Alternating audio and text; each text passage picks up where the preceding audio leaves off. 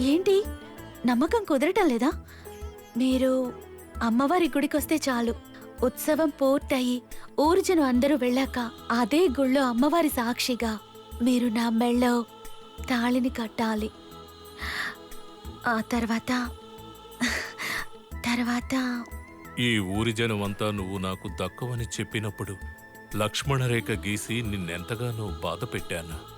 అదంతా మనసులో పెట్టుకుని నన్ను దూరం చేసుకుంటావని భయపడ్డా.